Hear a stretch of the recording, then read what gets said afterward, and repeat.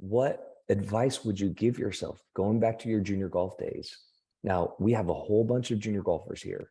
What advice would you give yourself knowing what you know now?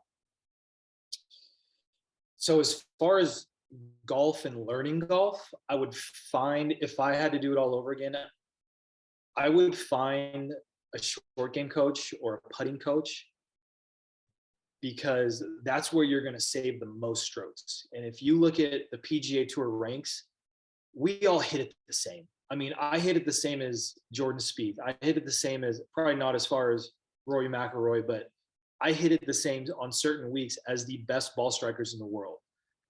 What differentiates me and the top players like John Rahm consistently is short game, because we're gonna miss greens. Like I've hit all 18 greens before. My record, I think I've hit 52 greens in a row, right? And so life is awesome when you're hitting 52 greens in a row, right? Yeah, And then you miss one, and then you rattle off the I've next never 12. experienced it, so I don't And know. so, Yeah. but on a normal day, you're gonna miss 5, 6 greens, right? And to be able to get all of them up and down, or to get everything except for one up and down, right? You're basically saving a lot of strokes. And so if you find yourself a short game coach, if you don't even need to find a short game coach, just practice your short game, right? And find a way. There's drills you can do, find on YouTube. You can drills that, I'm sure that any teaching pro can tell you to do.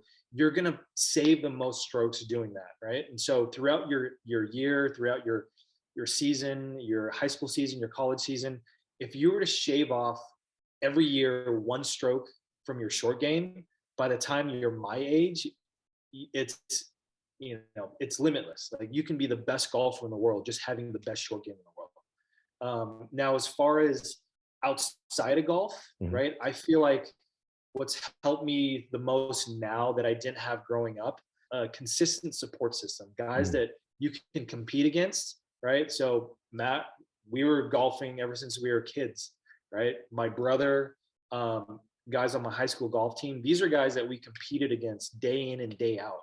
And I feel like the only way to challenge yourself is if you are competing with someone else, right? You have to compete with someone at a high level. You have to get beat because you have to know what that feels like, but you also have to know what it feels like to win, right? Because winning is addicting, but also losing is addicting, right? And so if you can constantly win and you have that feeling, it's like you just want to get better because you want to win more, right?